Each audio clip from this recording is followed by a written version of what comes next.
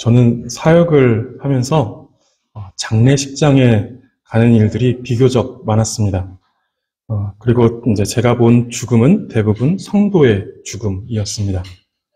성도의 장례식장에 가면 예배를 드리는데 그때 기도나 어떤 설교의 내용들이 이 땅에서의 삶은 수고와 고통과 아픔이 가득한 삶이었으니 이제 그 슬픔이 없고 아픔이 없고 눈물이 없는 곳에 가서 편히 쉬소서라는 식의 이런 내용을 담는 것을 보게 됩니다. 시편 90편 10절을 보시면 우리의 연수가 70이요 강건하면 80이라도 그 연수의 자랑은 수고와 슬픔뿐이요 신속히가니 우리가 날아가나이다 라고 말씀합니다.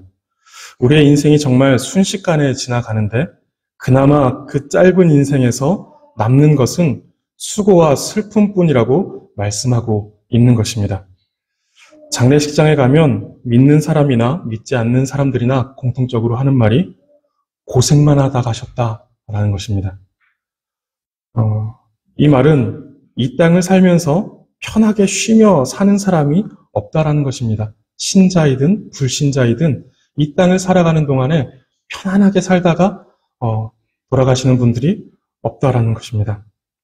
꼭 그렇지 않다라고 말하는 사람의 어떤 장래가 있을지도 모르겠지만 그 인생 역시, 그 사람 역시 본질적으로 죄와 사망의 땅에서 참된 만족을 얻지 못했을 것이고 참된 기쁨을 누리지 못했을 것이고 참된 평안도 누리지 못하며 살았을 것입니다.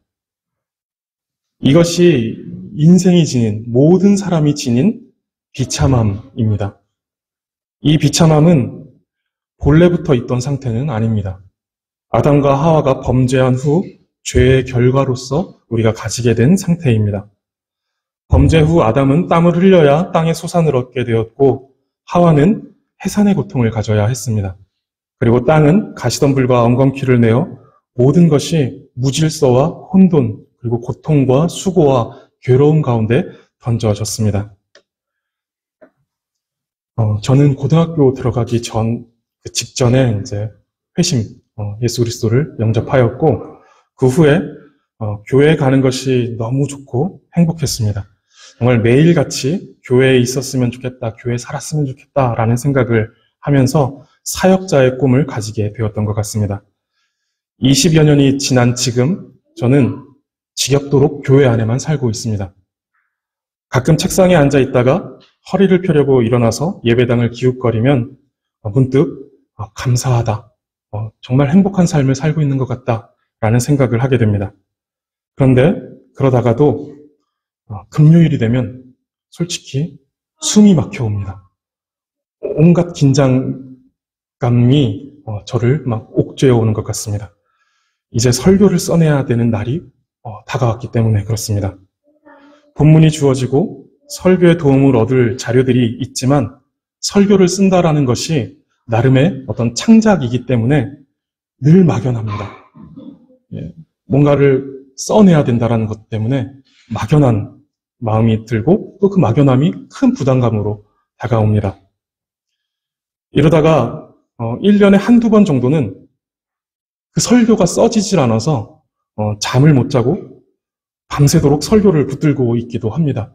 이것이 원래는 안 그랬는데 소리교회를 개척한 후에 2022년에도 한 번, 2023년에도 한 번 한숨도 못 자고 설교를 붙들고 있다가 예배하러 나온 적이 있습니다.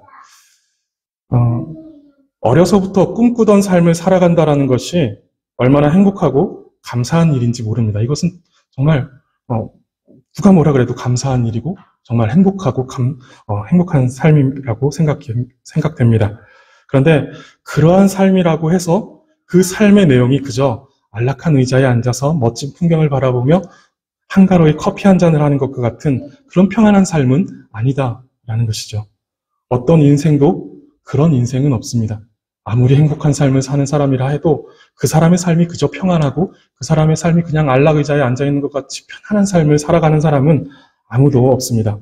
시편 기자가 말해주듯이 한 인생이 70을 살고 강건하여 80을 산다라고 할지라도 그 인생에서 그 그 인생에서 뒤를 돌아봤을 때 내 인생을 채우고 있는 것은 수고와 슬픔뿐이었다라고 이것밖에 자랑할 것이 없다. 이것밖에 말할 것이 없다라고 하는 것이 우리의 인생이다라는 것입니다.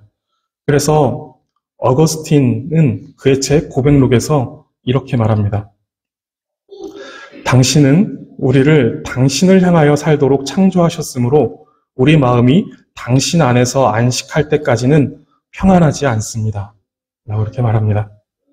우리의 인생이 참된 안식이 없이 수고와 슬픔으로 가득한 이유는 제자리를 잃어버렸기 때문입니다. 제자리에서 이탈되었기 때문입니다. 어거스틴은 하나님께서 우리를 하나님을 향하여 살도록 창조하셨다라고 말합니다. 성경에서 말하고 있는 내용이죠. 하나님을 위해서 향하여서 살도록 하셨기 때문에 우리는 그 본래의 자리로 돌아갈 때까지 안식을 얻을 수 없다라고 말하는 것입니다. 근데 여기서 아주 중요한 사실 하나가 있는데 이것이 오늘 설교의 중요한 주제입니다.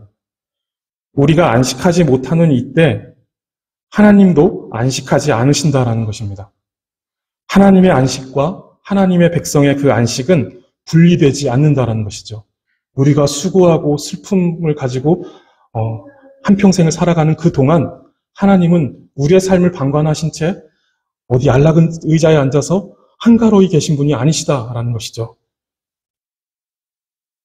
하나님은 하나님의 백성의 수고와 슬픔으로 그 무질서한 혼돈의 세상을 살아가실 때에 하나님은 방관하지 않으시고 안락 의자에 앉아 계시지 않으시고 하나님은 우리를 위해서 일하시고 계십니다. 우리를 사랑하시는 하나님은 일하실 수밖에 없는 상황에 계신 것이죠. 하나님은 지금도 쉬지 않고 일하고 계십니다. 우리의 구원을 위해 일하시고 우리의 영원한 안식을 위해 우리보다 더 열심히 일하고 계십니다. 우리는 이 사실을 믿고 신뢰해야 합니다. 얼마 전에 핸드폰을 보다가 짧은 영상을 보게 됐는데 어떤 노부부가 초조하게 집에서 나와서 은행에 가서 돈을 인출하려고 하는 것이 이제 CCTV에 잡힌 것들을 보여주는 것이었습니다. 이 노부부가 초조한 그런 모습으로 은행에 와서 큰 돈을 인출하려고 하자 은행 직원이 이상하다라고 생각해서 경찰에 신고를 했고 경찰이 와서 이제 보니 보이스피싱으로 자식이 납치되었다라고 하는 이야기를 들었고 그래서 돈을 인출해서 그 납치범에게 그 보이스피싱 범에게 보내려고 했다라는 것입니다. 노부부를 보니 이제 연세가 지긋하시고 그러면 이제 자식도 꽤 장성했을 것 같은데도 그런 전화를 받으니 가만히 있을 수 없고 돈을 찾아 자식을 구하려고 애를 쓰는 모습을 볼 수가 있습니다. 하나님은 안식을 잃어버리고 죄 가운데 수고와 슬픔으로 인생을 채워가는 자기 백성을 위해 하늘 영광을 버리시고 사람이 되셨습니다. 그리고 십자가를 지시고 자기 생명을 내어주셨습니다. 예수님은 3일 만에 부활하셨고 하늘에 올라가시어 할 일 다 했으니 쉬자라고 앉아 계신 것이 아니라 지금도 하나님 우편에 앉아 계시며 우리를 위하여 중보하고 계십니다. 그리고 보혜사 성령님은 우리와 함께 하시며 우리를 지키시고 우리를 보호하시고자 우리와 함께 동행하여 주십니다. 하나님은 우리가 참된 안식에 들어가기까지 하나님 역시 참된 안식을 누리지 못하십니다. 그래서 하나님은 지금도 쉬지 않고 일하고 계십니다.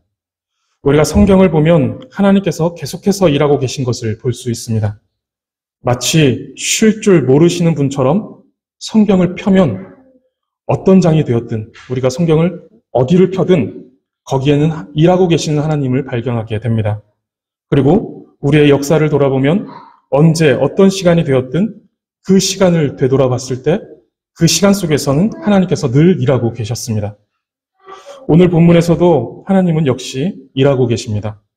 오늘 본문은 이제 스가랴 선지자에게 보여주시는 마지막 환상인 8번째 환상입니다.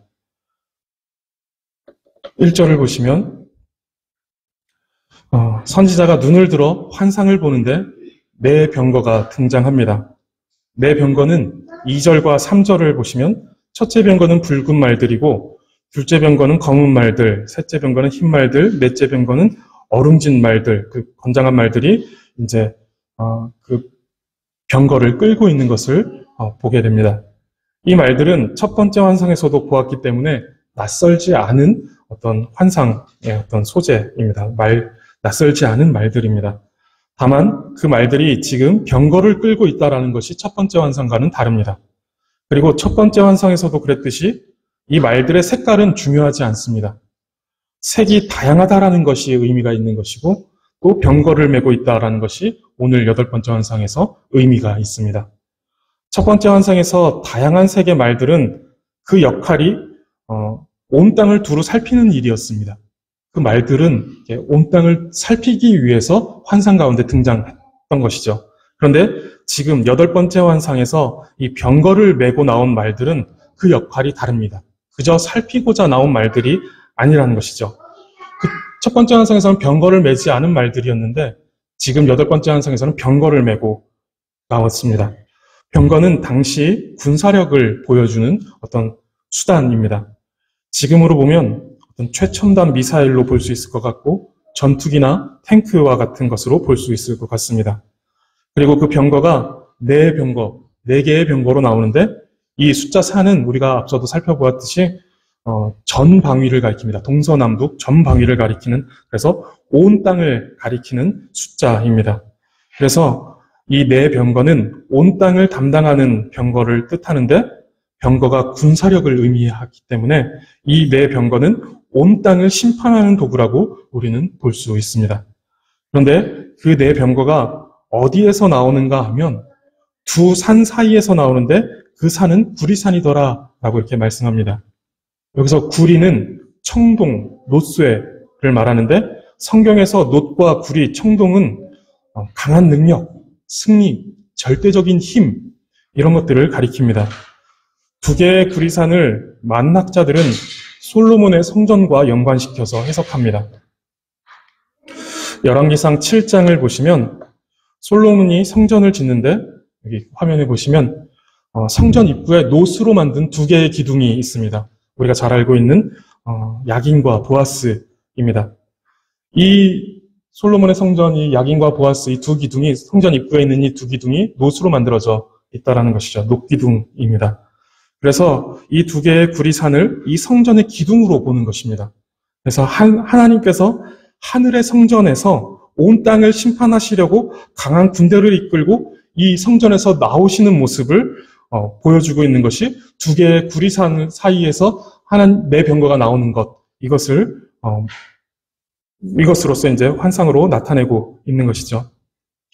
4절에 보시면 선지자가 내 병거를 보고 이것들이 무엇이냐라고 묻습니다. 그러자 5절에서 천사가 이는 하늘의 내 바람인데 온 세상의 주 앞에 서 있다가 나가는 것이다 라고 이렇게 말합니다. 여기서 바람은 이 바람의 원어가 루아흐고 그렇기 때문에 이것은 성령님을 가리킨다라고 해석할 수도 있겠지만 여기서 그렇게까지 해석할 필요는 없는 것 같고 바람은 달려나가는 병거에서 일어나는 바람을 말하는 것으로 하나님의 강림하심을 나타내는데 그 병거가 얼마나 용맹스럽게 달려나가고 있는지를 묘사해주고 있는 것으로 보시면 좋을 것 같습니다. 그리고 이들이 나오고 있는 자리를 보니까 그들이 어디에서 나오고 있느냐? 온 세상의 주 앞에 서 있다가 거기서 나오고 있다라고 이렇게 말하고 있습니다. 그래서 앞서 2 구리산을 솔로몬 성전에 선 2기둥으로 보았고 하나님의 처소인 하늘 성전에서 나오고 있다라고 해석하는 것입니다. 그리고 이 말들이 향하는 방향이 중요합니다.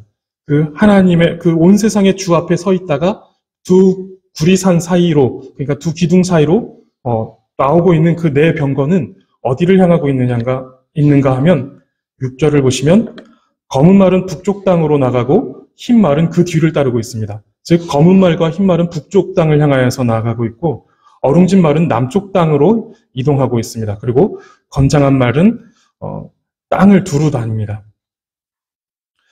그럼 붉은 말은 어디 갔습니까? 라고 해서 궁금해할 수 있는데 저도 그게 궁금해서 막 찾아봤는데 그렇게 많이 설명을 안 하세요. 근데 어떤 분이 첫 번째 환상에서도 보면 화석류 나무 사이에 선 자가 붉은 말을 타고 있고 그 붉은 말을 탄 그 여호와의 천사는 온 땅을 두루 다니지 않고 다른 말들이 온 땅을 두루 다니다가 이 붉은 말을 탄 자에게 와서 보고를 하죠. 그렇게 보아서 붉은 말은 그런 식으로 지금도 역시 돌아다니면서 심판을 실행하는 그런 위치에 있는 것이 아니라 그들의 어떤 임무를 수행한 것들에 대한 보고, 그들을 지시하고 보고받는 것이 아니냐라고 이렇게 생각하기도 합니다. 그런데 여기서 이제 붉은 말을 탄 자가 어떤 역할을 하느냐라는 것은 이 환상에서 그렇게 중요한 의미를 지니고 있는 것 같지는 않고, 그보다 말들이 북쪽과 남쪽을 향해서 갔는데 그 의미가 무엇인지를 생각하는 것이 중요합니다. 이스라엘의 지형상 동쪽은 높은 산맥이 있습니다. 그리고 서쪽은 바다가 있습니다. 그래서 이스라엘은 북쪽으로는 아수르와 바벨론, 남쪽으로는 애굽이라는 강대국들의 침입과 그 견제를 받았습니다. 그래서 말들이 북쪽과 남쪽으로 향한 것 역시 그러한 이유입니다.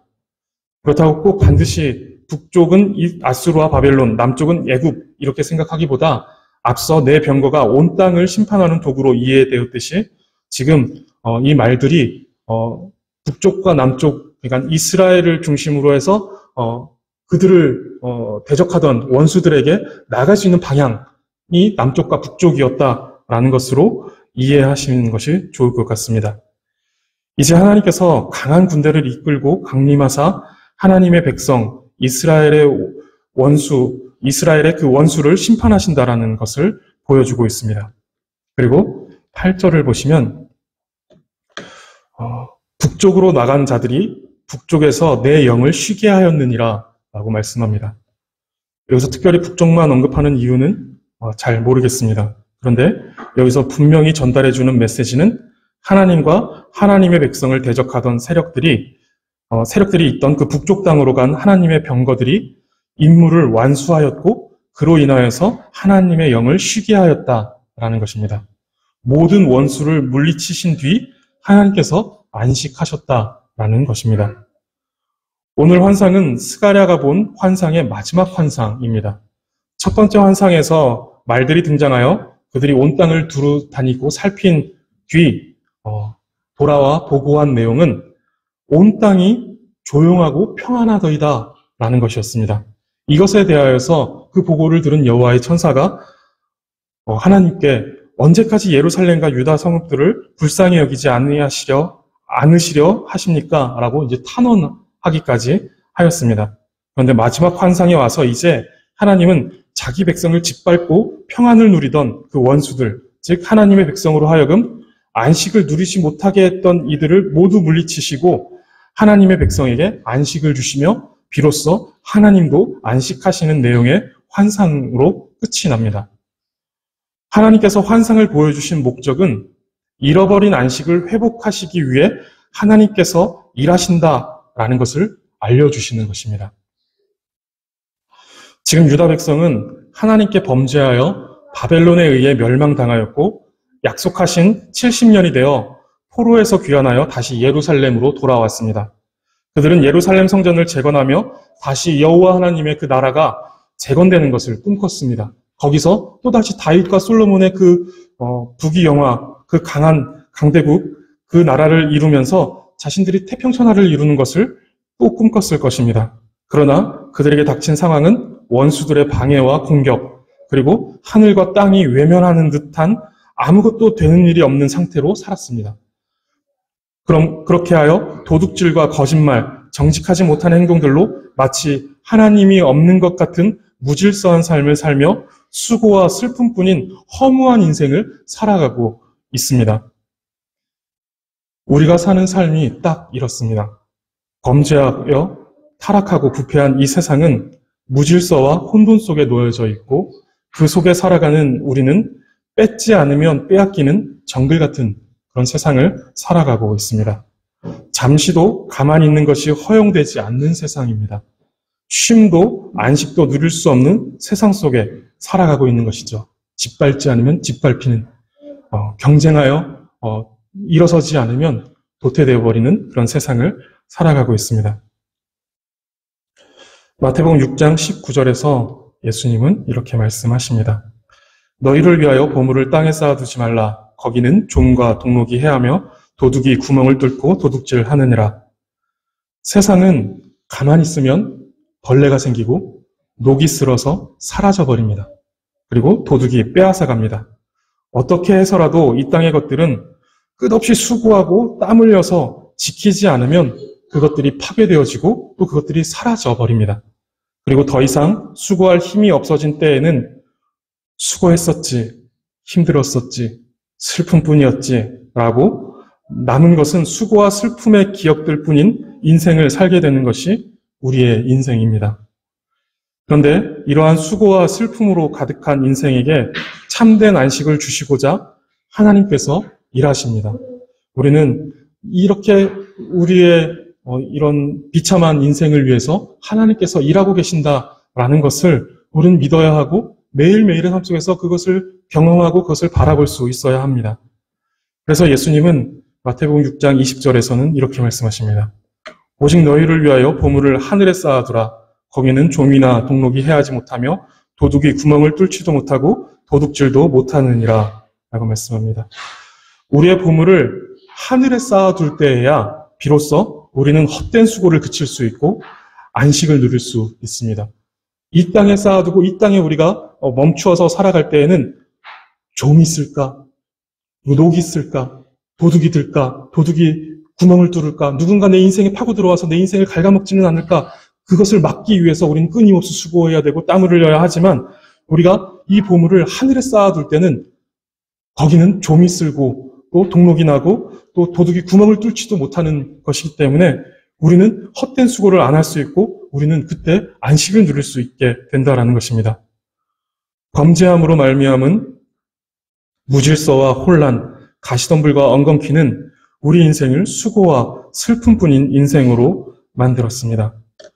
그런 인생을 위해 하나님은 다시 창조의 질서를 회복하시며 우리를 제자리로 돌려놓으시려고 일하셨고 지금도 일하고 계십니다. 무너진 질서를 회복하시고자 십자가에서 죄와 사망의 저주를 끊으셨고 승리하셨습니다.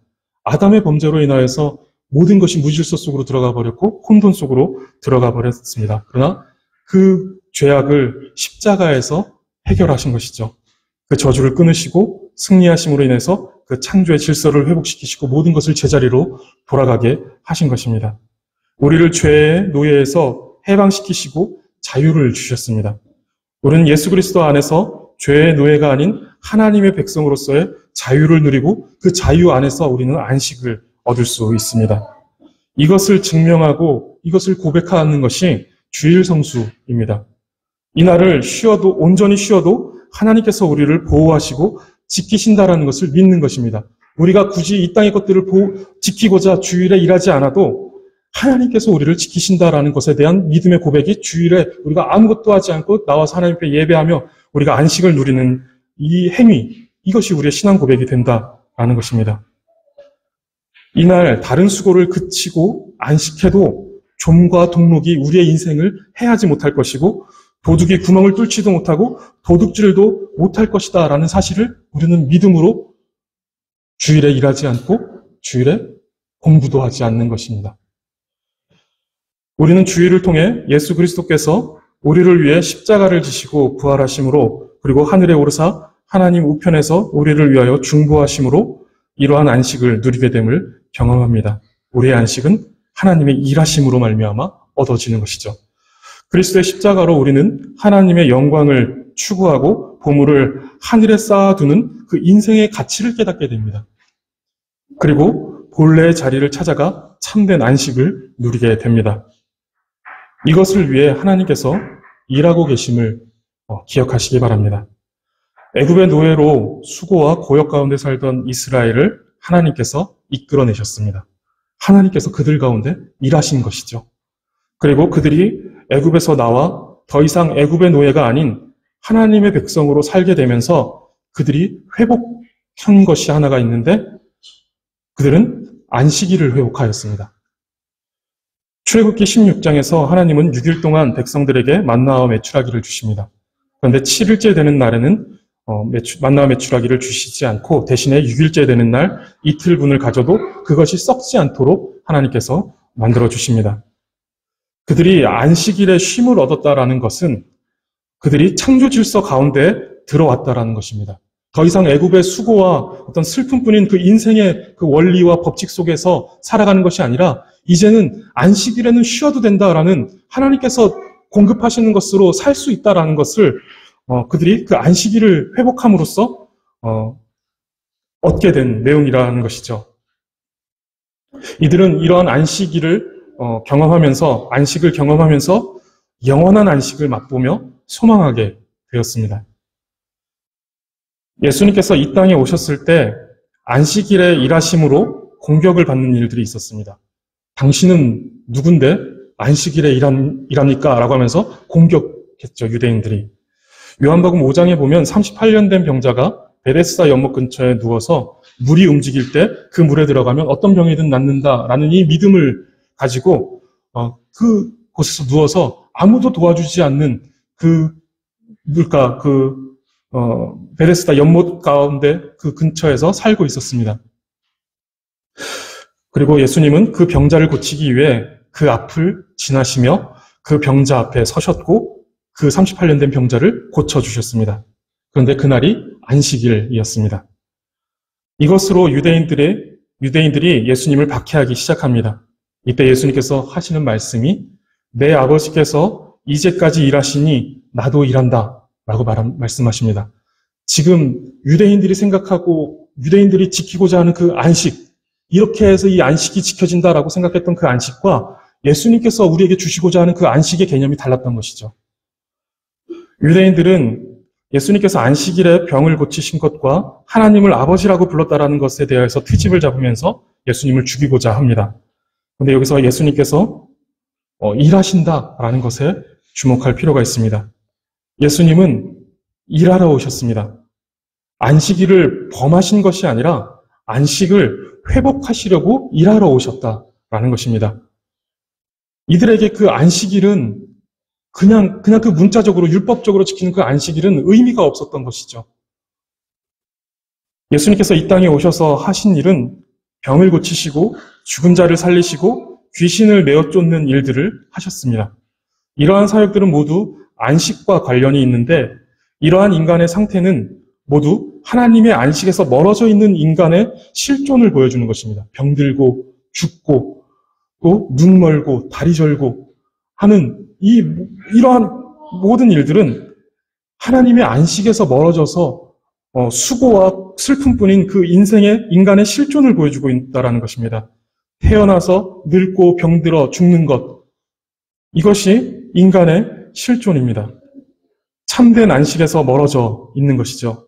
그런 우리를 찾아오신 예수님은 공생애 동안 계속해서 이런 인간들을 찾아다니시며 죄와 비참에서 노임을 받고 안식을 얻게 하셨습니다. 병에서, 그 죄로 말미암은 그 병에서 노임받게 하셨고 죽음을 이기게 하셨고 또 귀신에게서 자유하게 하셨습니다. 성도님들, 우리 하나님은 우리가 참된 안식을 얻을 때까지 쉬지 않으시는 하나님이십니다. 이 땅에서 무언가 조금 잘 해결되지 않고 남들보다 조금 더 힘든 삶을 살고 조금 부족하게 산다라고 하여서 하나님께서 나의 삶에 관심이 없고 나를 위해서는 일하지 않으시는 것 같다라고 생각해서는 안 됩니다. 우리는 무언가 조금 잘 해결된다고 안식을 누리지 못합니다. 이 문제가 해결되면 나는 좀 편해질 것 같은데 라고 생각하지만 그 문제를 넘어서는 또 다른 문제가 와서 우리를 피곤하게 만들 것이고 우리로 하여금 수고하게 만들 것이고 우리를 슬프게 만들 것입니다. 조금 더 편안한 삶을 산다고 평안을 얻지 못합니다. 좋은 집에 살면 평안할 것 같은데 좋은 집에 살면 우리가 더 안식을 누릴 것 같은데 그렇지 않다라는 것이죠. 조금 더 넉넉하게 산다라고 해서 내 지갑이 두둑하고 내 주머니가 언제든 내가 먹고 싶은 것을 먹고 누군가를 도울 수 있고 내가 하고 싶은 것을 할 수 있는 그런 상태에 놓여져 있다라고 해서 우리는 온전한 쉼을 누릴 수 있는 것이 아닙니다. 그런 헛되고 불완전한 안식을 위해서 하나님께서 일하시는 것이 아니라 참되고 영원한 안식을 주시기 위해서 하나님은 일하고 계십니다. 우리는 이것을 생각할 수 있어야 합니다. 그래서 왜 하나님 이 문제를 해결해 주시지 않아서 나를 이렇게 힘들게 만들고 수고하게 만드십니까? 하나님 왜 침묵하십니까? 라고 해서는 안 된다라는 것이죠. 하나님은 더 완전하고 더 온전한 그리고 영원한 안식을 위해서 쉬지 않고 일하고 계신다라는 것입니다.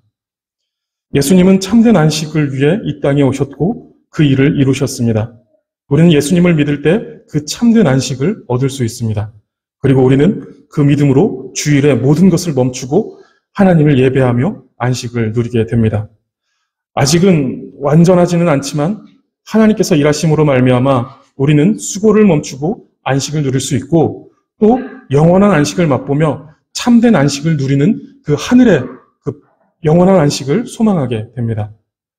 그리고 예수님께서 하늘로부터 심판주로 재림하시는 날 내 병거가 두 구리산 사이에서 나와 온 땅을 다니며 안식을 방해하고 수고와 슬픔을 가져다 준 그 원수를 멸하심으로 참된 안식을 누리게 될 것이고 하나님께서도 비로소 안식을 누리실 것입니다.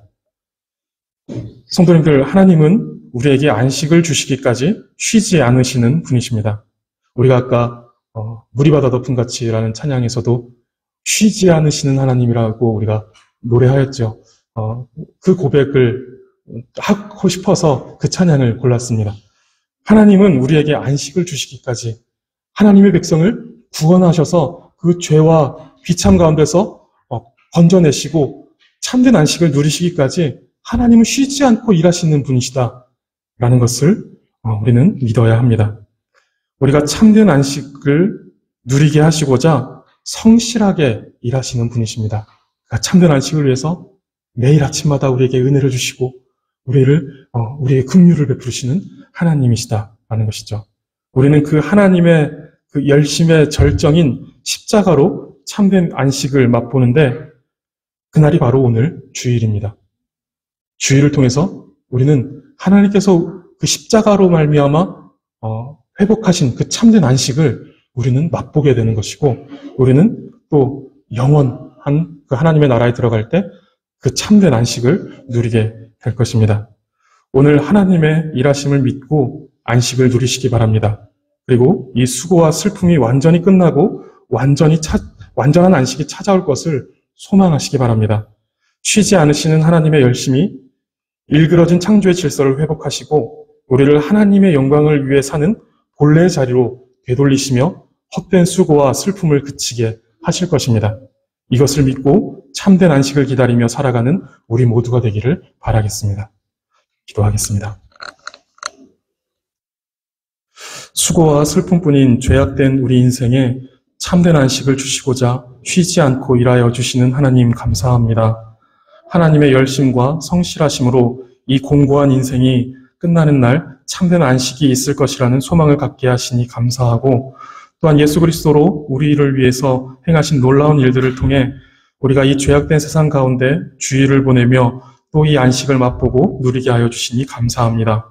주께서 우리를 위해 쉬지 않고 일하심에 감사하며 평안히 쉬는 오늘이 되게 하시고 모든 죄악과 원수를 심판하심으로 우리가 참된 안식을 누리고 하나님의 마음이 시원케 되실 그날을 소망하는 우리가 되게 하여 주시옵소서. 감사드리며 예수 그리스도의 이름으로 기도드립니다. 아멘.